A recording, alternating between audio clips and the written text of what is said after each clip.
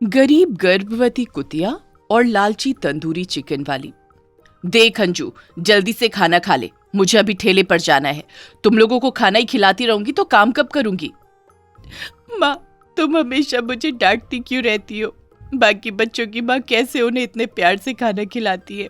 तुम तो मुझे कभी प्यार से खाना भी नहीं खिलाती और प्यार भी नहीं करती। सोमा, तुम क्यों अंजू को हमेशा डांटती रहती हो? वो अभी बहुत छोटी है, उसे हमारे प्यार और लाड की बहुत जरूरत है। तुम हो कि उसे हमेशा डांटती रहती हो। मेरे पास इतना समय नहीं है कि मैं लाड प्यार करती फिरूं। तुम और तुम्हारी माँ के पास पूरा दिन समय रहता है। बेकार जो बैठे रहते हो तुम दोनों पूरा पूरा दिन। तुम दोनों प्यार दुलार लुटाते फिरो। सोमा, तुम तो जानती ही हो ना, जब से मैं बीमार पड़ा हूँ तब से मुझसे कोई काम नहीं होता। पहले का भी तुम्हें पता ही है, मैं कितने अच्छे से घर बार सब कुछ संभालता था, काम करता था। लेकिन अब इस गंभीर बीमारी के चलते मुझसे कुछ भी नहीं हो पाता। बेबस हूँ मैं इस बीमारी के आगे, क्या करूँ मैं? तुम हमेशा बेबस ही रहना, इसीलिए तो तुम मुझे ब्याह के लाए थे, ताकि घर के काम भी करूं और घर के खर्चे भी चलाऊं। ये कहकर सोमा वहां से उठकर अपने काम पर निकल जाती है। बेटा, तू चिंता न कर, समय के साथ ये बीमारी भी ठीक हो जाएगी और फिर तू भी अच्छे से काम करने लगेगा। माँ, ना जाने कब वो समय आएगा जब मैं ठीक हो जाऊंगा। मुझे कब इस गंभीर बीमारी से निजात मिलेगी और फिर से काम करने लगूंगा और सोमा के तानों से मुझे भी छुटकारा मिलेगा। थोड़े समय पहले मनोज का अपना बहुत अच्छा कारोबार था, लेकिन किसी गंभीर बीमारी ने मनोज को ऐसा जकड़ लिया कि बेचारे से कोई भी काम नहीं होने लगा। उस दिन से घर का और बाहर का सारा काम उसकी पत्नी सोमा संभालने लगी। लेकिन उसकी पत्नी सोमा बहुत ही चिड़चिड़ी और गुस्सैल किस्म की औरत थी। उसे लगता था कि उसका पति और उसकी सास उसके टुकड़ों पर पल रहे हैं। हमेशा इस चीज के लिए वो अपनी सास और अपने पति को सुनाया करती थी। सोमा तंदूरी चिकन बेचने का काम करती थी और उसकी बिक्री भी काफी अच्छी होती थी, क्योंकि खाने में तो वो बहुत ही अच्छा और स्वादिष्ट तंदूरी चिकन बनाती थी। लेकिन बोलचाल में वो बिल्कुल भी अच्छी नहीं थी, ना ही अपने घर वालों के साथ और ना ही अपने ग्राहकों के साथ। एक दिन की बात है, सोमा चिकन को तंदूर में डालने के लिए काट रही थी कि तभी वहां बहुत सारे कुत्ते आ जाते हैं और उसे चिकन के लिए तंग करने लगते हैं। सोमा उन्हें डंडे मार मार कर भगा देती है। उफ, इन गली के कुत्तों ने तो जीना हराम करके रखा है। कोई काम धंधा करने ही नहीं देते। जैसे घर में सबको फ्री का खाने की आदत हो गई है, वैसे ही बाहर इन जानवरों को फ्री का खाना चाहिए। तभी अंजू बाहर अपने आंगन में खेल रही थी कि एक गर्भवती कुतिया कराहती हुई वहां से गुजरती है। अरे, ये तो कितनी प्यारी कुतिया है। पर ये ऐसे परेशान क्यों दिख रही है? इसे कोई तकलीफ है क्या? रुको, तुम इतनी कहर क्यों रही हो? क्या हुआ है? तुम्हें कोई तकलीफ है क्या? मुझे बहुत भूख लगी है। बहुत दिनों से मैंने खाना नहीं खाया है। मेरे पेट के अंदर एक बच्चा है, उसे भी बहुत भूख लग रही है। भूख के मारे मेरे पेट में बहुत दर्द हो रहा है। अब तो बस मेरे से चला भी नहीं जा रहा है। अंजू देखने में बहुत छोटी थी, लेकिन उसमें सूझबूझ बड़ों जैसी थी। उसे कुतिया पर बहुत तरस आ जाता है और वो उसके लिए झटपट से अंदर खाना लेने जाती है। जब वो खाना ले रही होती है तो उसके पिता मनोज और दादी उससे पूछते हैं। वो उन्हें कुतिया के बारे में बताती है। मनोज और उसकी माँ भी बाहर आते हैं और वो कुतिया का हालचाल जानने लगते हैं। अरे हाँ मनोज, अंजू बिटिया तो बिल्कुल सही कह रही है। ये कुतिया तो बहुत दिनों से भूखी लग रही है, साथ में गर्भवती है और कितनी कमजोर लग रही है। मुझे तो यही समझ नहीं आ रहा है कि ये कहाँ खाने के लिए दर दर भटकेगी। देखो, मैं तुम्हारे लिए कितना सारा खाना लाई हूँ, खाओ जी भर के। तुम्हारा बहुत बहुत धन्यवाद। शुक्र है तुम जैसे लोग इस दुनिया में अभी हैं, जो हम जैसे गरीब बेसहारा जानवरों पर तरस खाते हैं। अरे माँ, देखो, ये तो बोलने वाली कुतिया है। ये बोल सकती है। ये जरूर कोई चमत्कारी कुतिया ही होगी। हाँ बाबा, ये बहुत अच्छी कुतिया है। मुझे ये बहुत प्यारी लगी है। बाबा, अब हम इसको कहीं नहीं जाने देंगे। इसको अपने पास ही रखेंगे, अपने घर में। लेकिन बेटी, तुम तो जानती हो ना, तुम्हारी माँ को कुत्तों से कितनी नफरत है। वो इस बात के लिए कभी राजी नहीं होगी कि हम इस कुतिया को यहाँ रखें। नहीं बाबा, नहीं, मैं नहीं जानती। मुझे कुछ नहीं सुनना है। मुझे बस इसको यहीं पर रखना है। रहने दो बेटा, अंजू को इससे बहुत प्यार हो गया है। देख नहीं रहे हो कितने दिनों के बाद तो वो इसे देखकर खुश हुई है, वरना तो वो हमेशा डरी सहमी सी रहती है। अगर वो इसे देखकर खुश हुई है तो हमें इस कुतिया को घर में ज़रूर रखना चाहिए। बाकी तुम मुझ पर छोड़ दो, मैं सोमा को खुद संभाल लूंगी, मैं खुद उससे बात कर लूंगी। मेरा नाम अंजू है, तुम्हारा क्या नाम है और तुम पहले कहाँ रहती थी? खाना बहुत स्वादिष्ट है, मुझे बहुत अच्छा लगा, जिसके लिए मैं तुम्हारा बहुत बहुत धन्यवाद करती हूँ। और अंजू, मेरा नाम गंगा है। मैं जहाँ रहती थी पहले वो गांव यहाँ से मीलों दूर है। मेरी मालकिन बहुत अच्छी थी, लेकिन थोड़े दिन पहले उनकी मौत हो गई। उसके बाद मेरा ख्याल रखने वाला कोई भी नहीं रहा। तब से लेकर अब तक मैं रहने के लिए किसी अच्छे घर की तलाश में हूँ और इधर उधर भटक रही हूँ। बड़ी मुश्किल और नसीबों से तुम्हारा घर मिला है और मैं यहाँ रहना चाहती हूँ, यहाँ से कहीं भी नहीं जाना चाहती हूँ। नहीं, तुम्हें इस घर से कोई नहीं निकालेगा, तुम हमेशा मेरे साथ रहोगी और साथ में तुम्हारा होने वाला बच्चा भी। जब आएगा तो हम तीनों खूब मस्ती करेंगे। अंजू गंगा के घर में आने से बहुत खुश हो जाती है। साथ में मनोज और उसकी माँ भी अंजू को खुश देखकर उसकी खुशी में खुश थे। लेकिन शाम को जब सोमा घर लौटती है, इन गली के कुत्तों ने तो जीना हराम करके रखा है, मन करता है एक एक को जहर देकर मार डालूं। क्या हुआ बहू, इतनी चिंता में क्यों लग रही हो? शाम के समय इतना गुस्सा करना ठीक नहीं है, घर की सुख शांति खत्म हो जाती है। गुस्सा न करूं तो और क्या करूं, मुझे हर जगह चिंता देने वाले ही मिलते हैं। घर में आप लोग और बाहर नए नए ग्राहक और कुछ वो गली के आवारा कुत्ते। माँ, देखो तो आज हमारे घर कौन आया है। आज हमारे घर में गंगा आई है और ये हमेशा मेरे साथ इसी घर में रहेगी। सोमा देवी जैसे ही गंगा को घर में देखती है तो आग बबूला हो जाती है, क्योंकि पहले ही उसे कुत्तों से बहुत नफरत थी। और जब वो अपने घर में कुतिया को देखती है तो उसका सारा गुस्सा अपनी सास और अपने पति पर फूटता है। तुम लोग क्या पागल हो गए हो? इन कुत्तों ने मेरा जीना हराम करके रखा और तुम लोग कुतिया को घर में ले आए। आखिर क्या दुश्मनी है तुम लोगों की मुझसे? क्यों मेरी जरा सी भी खुशी देखी नहीं जाती? मैं कह देती हूँ, मुझे ये कुतिया इस घर में नहीं चाहिए। इसे अभी के अभी यहाँ से बाहर निकालो, नहीं तो मैं तुम सबको उठाकर इस घर से बाहर फेंक दूंगी। नहीं माँ, मुझे गंगा इसी घर में चाहिए। वो बहुत अच्छी है और साथ में बहुत जल्द उसे बच्चा भी होने वाला है। माँ, मुझे घर से नहीं निकाल सकते। हम लोग भी इतने पागल थोड़ी ना है। हमने भी इस कुतिया को बहुत सोच समझकर ही घर में रखा है। ये एक बोलने वाली चमत्कारी कुतिया है। जानती हो तुम हमने इसे घर में क्यों रखा है? क्योंकि आए दिन तुम शिकायत करती रहती हो कि ठेले पर तुम्हें आवारा कुत्ते बहुत तंग करते हैं और तुम्हें चिकन बनाने नहीं देते, जिससे तुम्हारे काम में रुकावट आती है। काम करते समय तुम्हें बहुत दिक्कत होती है। ये चमत्कारी कुतिया तुम्हारी मदद करेगी। ये कुत्तों की भाषा को समझती है, उन्हें समझा बुझा के ठेले से दूर रखेगी और उन्हें भगाने का काम करेगी। अरे इससे बढ़कर और क्या चाहिए भला हमें? बस घर का एक कोना और 2 समय की रोटी ही देनी है इसे। सोमा पहले तो गंगा को घर में रखने के लिए तैयार ही नहीं होती है, तो वो गंगा से काम लेने के लालच में गंगा को घर में रखने के लिए तैयार हो जाती है। ठीक है, अगर ये हमारे किसी काम आ सकती है तो मैं इसे रखने के लिए तैयार हूँ, लेकिन ये कुतिया बाकी कुत्तों की तरह बिल्कुल भी नहीं होनी चाहिए। अगर इसमें मुझे कोई भी गलती दिखी तो मैं इसे अपने घर में एक पल भी नहीं रखूंगी, समझा देना इसे। नहीं मालकिन, मैं ऐसा कोई भी काम नहीं करूंगी। आपको कभी भी मेरी ओर से शिकायत का मौका नहीं मिलेगा। बस मुझे 2 समय का खाना और फिर मुझे और मेरे बच्चे को घर का एक कोना चाहिए। साथ में मैं आपके घर की रखवाली करूंगी और जो आप काम करवाएंगी वही करूंगी। आवारा कुत्तों को आपके चिकन वाले ठेले से भी दूर रखूंगी। क्या सोमा देवी अपने पति और सास को कभी ताने मारना बंद करेगी? और क्या गर्भवती गंगा को भी दिल से अपनाकर अपने घर में शरण देगी? इस कहानी में आगे क्या होगा, ये हम आपको इसके अगले भाग में दिखाएंगे। कि एक बड़ा सा ट्रक तेजी से आया और उसने जैक्सी को कुचल दिया। जैक्सी के चिथड़े चिथड़े उड़ गए। लक्ष्मी भागती हुई आई। लक्ष्मी एक बहुत ही सुंदर सफेद रंग की कुतिया थी। बाकी कुत्तों के मुकाबले उसे एक वरदान था कि वो इंसानों की तरह बोल सकती थी, उनकी बातों को समझ सकती थी और अपने दिल की बात उन्हें बता भी सकती थी। लक्ष्मी का दोस्त जैक्सी कुत्ता था। उन दोनों की आपस में खूब बनती थी। जैक्सी एक जवान और बहुत बड़ा कुत्ता था, जिसकी वजह से बाकी सारे कुत्ते उससे डरते और जलते भी थे।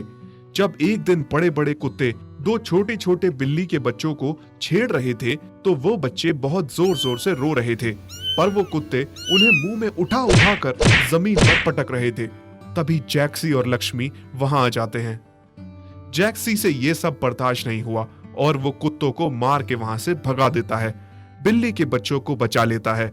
लक्ष्मी जैक्सी से कहती है, जैक्सी, तुम कितने अच्छे हो। तुम्हारी इन्हीं अच्छाइयों की वजह से मैं तुम्हें इतना प्यार करती हूँ। फिर कुछ दिनों बाद लक्ष्मी जैक्सी से कहती है, जैक्सी, मुझे तुमसे कुछ कहना है। जैक्सी भले ही लक्ष्मी की तरह बोल नहीं सकता था, पर वो लक्ष्मी की हर एक बात को समझता था। जैक्सी, मैं माँ बनने वाली हूँ। हाँ, मैं गर्भवती हूँ। बहुत जल्द हम दोनों के बच्चे आने वाले हैं। जैक्सी अपना सर हिला के लक्ष्मी को बताता है कि वो इस बात को सुन के बहुत खुश है और उसकी आंखों से खुशी के आंसू बहने लगते हैं। जैक्सी, इस पूरी दुनिया में तुम ही हो जो मुझे अच्छे से समझते हो, मेरी बातों को और मुझे। ऐसे ही सब कुछ ठीक जा रहा था, तभी लक्ष्मी जैक्सी से कहती है, जैक्सी, मुझे बहुत प्यास लग रही है, मेरा गला सूख रहा है। तभी जैक्सी लक्ष्मी की बात को समझते हुए लक्ष्मी के लिए जल्दी जल्दी पानी लेने निकल जाता है, क्योंकि लक्ष्मी की तबीयत खराब हो रही थी, उसे बहुत प्यास लग रही थी। जल्दी जल्दी से जैक्सी जैसे ही पानी लेकर रोड के उस पार जा रहा था कि एक बड़ा सा ट्रक तेजी से आया और उसने जैक्सी को कुचल दिया। जैक्सी के चिथड़े चिथड़े उड़ गए। लक्ष्मी भागती हुई आई। जैक्सी, नहीं जैक्सी, तुम मुझे छोड़ के नहीं जा सकते। एक तुम ही तो थे पूरी दुनिया में। मेरा सहारा अब कौन होगा? मेरा मुझे तुम्हें पानी लेने नहीं भेजना चाहिए था। मर थोड़ी जाती मैं अगर पानी न पीती। अब मैं क्या करूंगी? कहाँ जाऊंगी? लक्ष्मी जैक्सी के मरने के बाद बिल्कुल अकेली हो चुकी थी। एक तो वो गर्भवती थी, ऊपर से अब उसका कोई ख्याल रखने वाला नहीं था। उसे जैक्सी की बहुत याद सताती थी। भूखी प्यासी लक्ष्मी शहर की ओर आ जाती है और वो देखती है एक जगह घर का गेट खुला है और अंदर आके गेट के साथ लगे पेड़ के सामने बैठ जाती है। उफ, कितनी गर्मी है। थोड़ी देर यहाँ बैठ के आराम कर लेती हूँ। तभी थोड़ी देर बाद घर की मालकिन जया बाहर आती है। जया खुद भी 8 महीने की गर्भवती होती है। जैसे ही वो लक्ष्मी को देखती है, हरे कृष्णा हरे कृष्णा, मेरा सारा घर अशुद्ध हो गया। कौन मर गया था? गेट खोल के ये आवारा कुत्ता घर के अंदर आ गया। कोई है?